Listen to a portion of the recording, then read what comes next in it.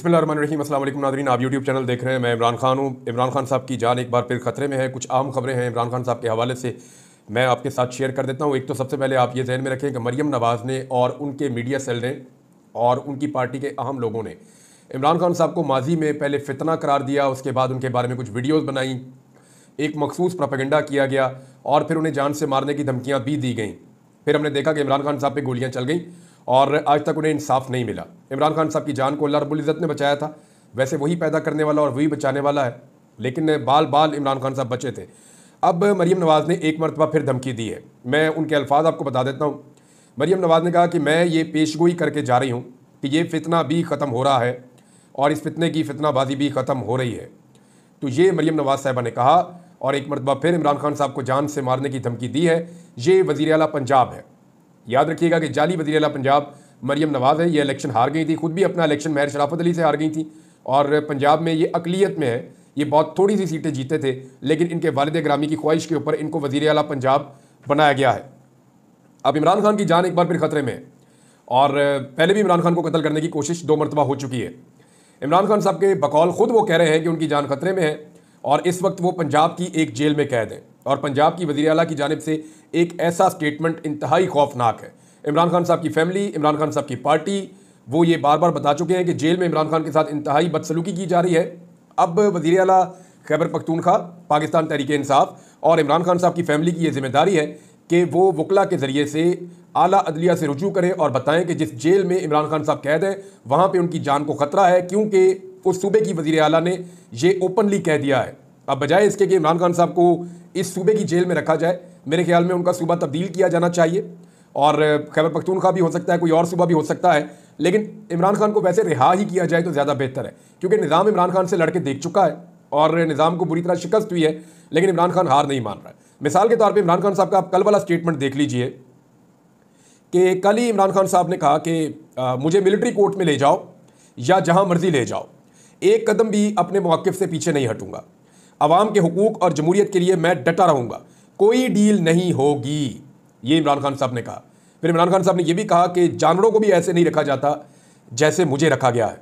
ये वो आदमी है जिसने शहजादों की तरह अपनी पूरी ज़िंदगी गुजारी है और आज वो इस कौम के लिए, आप लोगों के लिए, आप लोग सुन रहे हैं, उसने अपने आप को किस हाल से दो चार कर दिया है। बार बार उसे डील ऑफ़र की गई, कब कब इमरान खान को क्या क्या डील ऑफ़र की गई वो मैं आपको भी बताता हूँ। ये रिकॉर्ड पर रहनी चाहिए चीज़ें। लेकिन मरियम नवाज़ का कंडक्ट अगर आप देखें तो ये एक सैडेस्ट माइंड सेट है। मरियम नवाज़ जो है वो एक सफाकियत है उनके दिमाग में। उसका अंदाज़ा आप यहाँ से लगाए ना कि बच्चे निकले एहतजाज करने के लिए, मार मार के बच्चों को लहू लहान कर दिया, बजाय इसके कि बच्चों से माफ़ी मांगी जाती और ये कहा जाता कि बच्चों कोई गलत फहमी हुई है या हम इंक्वायरी करवा लेते हैं, बच्चों को उठाकर जेलों में डाल दिया, उन्हें लॉकअप्स के अंदर बंद कर दिया। तो ये सफाकियत की इंतहा है। जो शहीद अरशद शरीफ की डेड बॉडी के साथ मरियम नवाज़ ने किया वो सफाकियत की इंतहा है। बच्चों पर तशद्दुद, ख़वातीन पर तशद्दुद, ख़वातीन की गिरफ्तारियाँ, सड़कों पर घसीटना, रबड़ की गोलियाँ मारना, ये सारा कुछ सफाकियत नहीं है तो और क्या है। और जो सलूक अपने पॉलिटिकल अपोनेंट्स के साथ मरियम नवाज़ ने रखा, ये तो सफाकियत की बदतरीन मिसालें। वो लोग जिन्होंने मरियम नवाज़ और उनके वालिद से बेहतरीन सलूक किया था उनको भी निशाने इबरत बनाने की कोशिश की है। मैं आपके सामने चंद नाम ले लेता हूँ। यानी अगर आप देखें उमर चीमा के साथ क्या किया इन्होंने, आप अंदाज़ा करें ना। सिर्फ इमरान खान से वफादारी की वो सज़ा काट रहे हैं। या आप मियाँ महमूद रशीद साहब को देखें, मैं उन्हें मिला भी जेल में, उनकी वाकई बहुत ख़राब हालत है, लेकिन वो इमरान खान से गद्दारी नहीं करना चाहते। इसी तरह जो है वो एजाज चौधरी साहब, सेनेटर होने के बावजूद एक मरतबा भी उनको सेनेट में नहीं आने दिया। ये ऐसे जालिम लोग हैं। और फिर यास्मीन राशिद साहिबा, जिन्होंने नवाज शरीफ पे ज़ाती तौर पे एहसानात किए, लेकिन ये एहसान फरामोश खानदान ना सिर्फ उनको ज़्यादा अजियत दे रहा है, बल्कि उनको 70,000 से उनकी जो जीत थी उसको शिकस्त में तब्दील करके मियाँ साहब ने अपने MNA बनने का शौक भी पूरा कर दिया। वो शख्स जो 3 मरतबा पाकिस्तान का वज़ीर आज़म रहा, वो एक MNA बनने के लिए किन हालात से गुजर गया और किस किस्म के कंप्रोमाइज़ उस शख्स ने किए हैं। बहरहाल इमरान खान साहब ने तो बहुत क्लियरली कहा कि जनाब मैं तो किसी किस्म की डील नहीं कर रहा, ना मैं पीछे हट रहा हूँ, मुझे जानवरों से भी बदतर सूरत हाल में रखा गया, ऐसे जानवरों को नहीं रखा जाता जैसे इन्होंने मुझे रखा है। लेकिन ये वक्त भी गुजर ही जाएगा, ये वक्त गुजर जाएगा और ये जो लोग जुल्म कर रहे हैं ये लोग याद रखेंगे कि इन्होंने क्या कुछ किया और उनको याद दिलाया भी जाएगा बाद में। इमरान खान साहब को देखें जी, 3 मरतबा ऐसा मौका आया कि उनको डील की ऑफ़र की गई है। ये खबर हामिद मीर साहब ने भी दी है, लेकिन इमरान खान साहब को कब कब डील की ऑफ़र की गई वो तमाम चीज़ें मैं इस वीलॉग में आपको भी बता देता हूँ। एक, जब 2024 के इंतखाबात हो रहे थे 8 फरवरी को, उससे पहले इमरान खान साहब को एक डील दी गई थी। इसके बारे में इमरान खान साहब की फैमिली ने कंफर्म भी किया था। इमरान खान साहब को उस वक्त ये कहा गया था कि आप पाकिस्तान से बाहर चले जाएं और अमली सियासत से कुछ अर्सा अपने आप को बाहर रखें, हालात मुवाफिक होंगे तो फिर आप आ जाइएगा। लेकिन इमरान खान साहब ने उस वक्त डील को मुस्तरद कर दिया था। दोबारा इलेक्शन के बाद इमरान खान साहब को डील दी गई, क्योंकि डील ऑफर करने वाले ये समझते थे कि इमरान खान साहब को जेल में रखकर निज़ाम हुकूमत चलाना मुश्किल होगा। लिहाजा इमरान खान साहब को एक मरतबा फिर कहा गया कि आपको आज़ाद कर देते हैं, आप पाकिस्तान से बाहर चले जाएं, 1.5 साल तक आप पाकिस्तान की सियासत में हिस्सा ना लें। पहले 3 साल कहा गया, फिर 1.5 साल कहा गया कि आप इतना अरसा खामोश रहे तो खान साहब आपके लिए गुंजाइश पैदा हो जाएगी, हालात बदल जाएंगे, आप पाकिस्तान से बाहर चले जाएं। इमरान खान साहब ने दोबारा डील लेने से इनकार कर दिया। तीसरी मरतबा इमरान खान साहब को इस आईनी तरमीम से पहले डील ऑफर की गई है। इस डील की तफसीलात अभी तक बाहर नहीं आई है, लेकिन यह कन्फर्म हो गया है कि 2 मुलाकातें इमरान खान साहब से नामालूम अफराद ने जेल के अंदर की हैं रात के अंधेरे में। और वो लोग इमरान खान साहब के पास कुछ पैगामात लेकर आए थे और कुछ बराह रास्त एक बड़ी शख्सियत भी आकर इमरान खान से मिली थी। लेकिन हुआ क्या? हुआ ये कि इमरान खान साहब ने चिट्टा इनकार किया और उसके बाद इमरान खान साहब को जिस सूरत हाल में रखा गया वो इमरान खान साहब ने खुद बताया और उनकी बहन ने आके बाहर दोहरा भी दिया कि एक्चुअली इमरान खान साहब के साथ इन दिनों में क्या कुछ किया गया है। पाकिस्तान तहरीक इंसाफ की जानिब से एक जो है वो ऑर्डर जारी किया गया है और ये कहा गया है कि तहरीक इंसाफ के तमाम MNAs, तहरीक इंसाफ के तमाम सेनेटर्स और तहरीक इंसाफ के जितने भी इस्लामाबाद में वकला तंजीमों के लोग और अहम ओहदेदारान मौजूद हैं, उन सबकी ये ड्यूटी लगाई गई है कि वो तमाम लोग पहुँचे इस्लामाबाद हाई कोर्ट में आज के दिन, क्योंकि आज के दिन इमरान खान साहब का एक बड़ा अहम केस इस्लामाबाद हाई कोर्ट में लगा हुआ है। हमें अच्छी तरह याद है जब नवाज शरीफ का केस लगता था या मरियम नवाज का लगता था तो पूरी की पूरी नून लीग पहुँच जाती थी। जब आसिफ अली जरदारी का केस लगता था तो सारी की सारी पीपल्स पार्टी पहुँच जाती थी। लिहाजा अब यह कहा गया है कि तमाम लोग पहुँचे और ये तोशा खाना का बरीयत वाला केस है जहाँ इमरान खान साहब को बरी किया जा सकता है, इसमें हाज़िरी तमाम लोग यकीनी बनाएं। इस्लामाबाद हाई कोर्ट में ये केस लगा हुआ है, लिहाजा सब लोग यहाँ पे पहुँचे और आपके आने से फ़र्क पड़ेगा। ये पाकिस्तान तहरीक इंसाफ ने अपने तमाम अरकान असम्बली, अपने तमाम पार्लियामेंटेरियंस जिनमें सेनेटर्स भी शामिल हैं, उन तमाम को ये अहकामात जारी किए हैं। गंडापुर साहब ने एक स्टेटमेंट दिया है और उनका स्टेटमेंट बहुत इंपॉर्टेंट है इस मौके पर। गंडापुर साहब ने कहा कि इमरान खान साहब के साथ जो बदसलूकी की जा रही है इसके ऊपर मैं वार्निंग दे रहा हूँ कि इमरान खान साहब की मुलाकातों को खोला जाए, पाबंदी ना लगाई जाए। इमरान खान साहब के खाने के मामला जो है उनको दुरुस्त किया जाए। इमरान खान साहब को जो एक्सरसाइज है उसकी इजाज़त दी जाए, क्योंकि देखिए उनकी टांग पे गोलियां लगी हुई हैं और उनको अपनी टांगों की एक्सरसाइज करनी होती है। जब आप उनसे साइकिल ले लेते हैं या आप उन्हें एक्सरसाइज नहीं करने देते तो उनको प्रॉब्लम होती है। हमें ये याद रखना पड़ेगा कि इमरान खान साहब की उम्र 70 साल से ज़ायद है। वो बेहतरीन वर्जिश करके अपने आप को एक मजबूत इंसान के तौर पर या एक फिटनेस के एतबार से वो अपने हम असर सियासतदानों में सबसे बेहतर है। तो इमरान खान साहब को आप एक नौजवान की तरह ट्रीट नहीं कर सकते।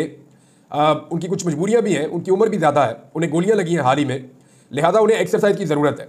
तो अली अमीन गंडापुर साहब ने कहा जी एक्सरसाइज की जो उनसे फैसिलिटी वापस ली जाती है वो ना ली जाए, और अगर दोबारा कभी बिजली बंद करने की शिकायत आई तो हम पहले से ही आपके दिन गिन रहे हैं। हम पूरे पाकिस्तान को बंद करने का ऐलान कर चुके हैं और पूरे पाकिस्तान को बंद करेंगे। हुकूमत से हमने जान छुड़ानी है और इनको अब भागने का मौका भी नहीं मिलेगा। हमें मजबूर ना करें कि हम अमन को छोड़ दें, हम हमेशा पुरअमन रहे हैं, हमें मजबूर ना किया जाए कि हम अमन का दामन छोड़ दें। फिर उन्होंने कहा कि पार्टी के अंदर वो लोग जिन्होंने इमरान खान साहब से गद्दारी की है या जिन्होंने बुज़दिली दिखाई है, तारीख में उनके लिए एक लफ्ज़ मौजूद है और वो लफ्ज़ है गद्दार। तो ये लोग गद्दार हैं और उनकी पार्टी में कोई गुंजाइश नहीं है।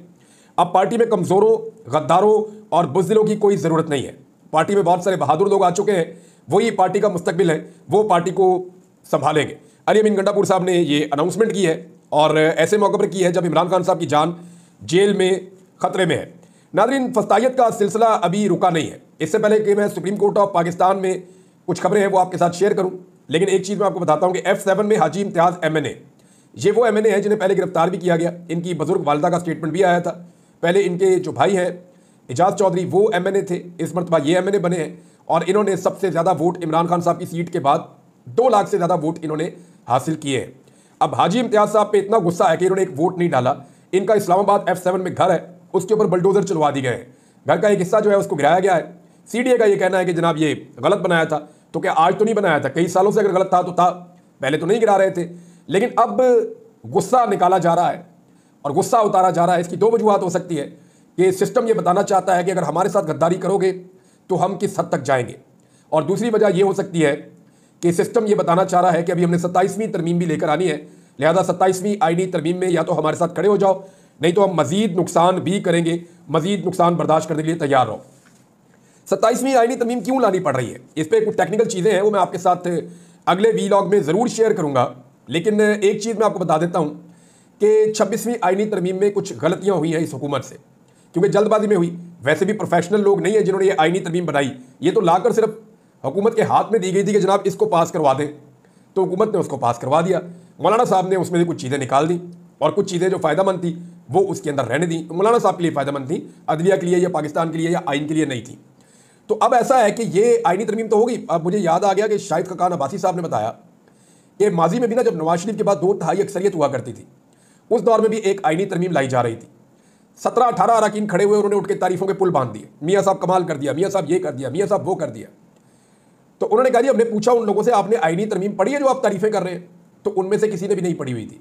फिर नवाज शरीफ साहब से पता किया तो नवाज शरीफ साहब को भी नहीं पता था। तो ये आईनी तरमीम जो नवाज शरीफ साहब के दौर में जितनी भी पास हुई है, वो एस्टेब्लिशमेंट ने लाकर रात के अंधेरे में नवाज शरीफ या शहबाज शरीफ के हाथ में पकड़ाई है, जनाब ये आईनी तरमीमें जाके पास करवा दो।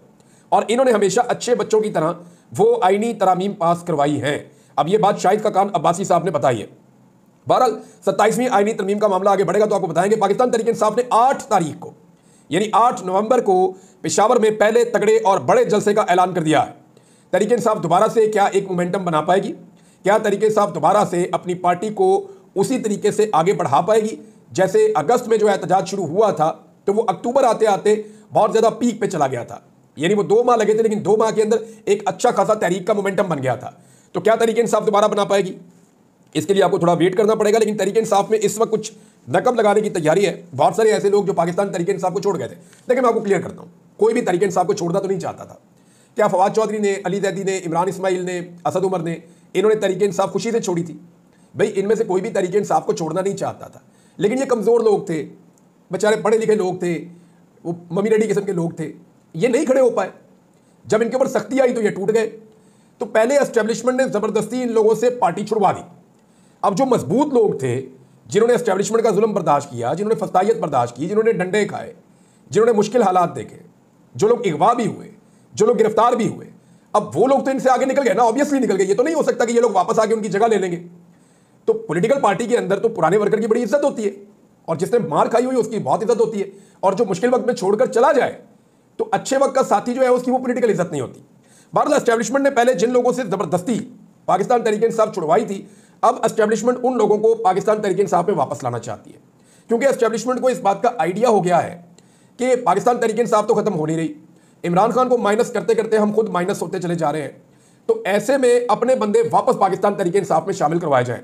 अब आपको बहुत सारे लोगों के इंटरव्यूज देखने को मिलेंगे जो लोग पहले गायब हो गए थे और एस्टेब्लिशमेंट उनके टीवी पे आने के भी खिलाफ थी, लेकिन अब आपको वो नजर आना शुरू हो जाएंगे और उनके लिए रास्ता बनाया जाएगा कि ये तहरीक इंसाफ में आ जाए, ताकि आइंदा तहरीक इंसाफ को या इनको कंट्रोल करना जरा आसान रह जाए। ऐसे लोग चाहिए जो लचकदार हों, ऐसे लोग चाहिए जिनके अंदर फ्लेक्सिबिलिटी हो, और ये लोग वापस पाकिस्तान तहरीक इंसाफ में शामिल करवाए जाएं। जैसे महमूद खान हो गए और बहुत सारे लोग हो गए। तो इनको जो पाकिस्तान तहरीक इंसाफ से निकलवाया गया था, जिन लोगों को जोर जबरदस्ती, उन लोगों को वापस तहरीक इंसाफ में शामिल भी करवाया जा रहा है कोशिश करके। लेकिन पाकिस्तान तहरीक इंसाफ का कारकुन नहीं मान रहा। कारकुन बहुत गुस्से में, वो ये कह रहा है कि मार हमने खाई और ये वापस आ जाएंगे, तो ये तो नहीं हो सकता। और क्या ये वापस आके उन्हीं पोजीशंस पे बैठ जाएंगे? ये भी एक बड़ा सवाल है। आप ये देखें ना कि कोई भी टीवी या कोई टॉक शो या किसी जगह पे कोई लॉबिंग सदाकत अब्बासी के लिए नहीं हो रही, जो डार बरादरान है सियालकोट से उनके लिए नहीं हो रही, क्योंकि ये वो लोग हैं जिन्होंने बदतरीन फस्तायत बर्दाश्त करने के बावजूद इमरान खान का साथ नहीं छोड़ा। यानी सदाकत अब्बासी और डार का एक इंटरव्यू के अलावा तो कुछ नहीं कर सके, और सारी दुनिया को पता है कि वो इंटरव्यूज कैसे हुए।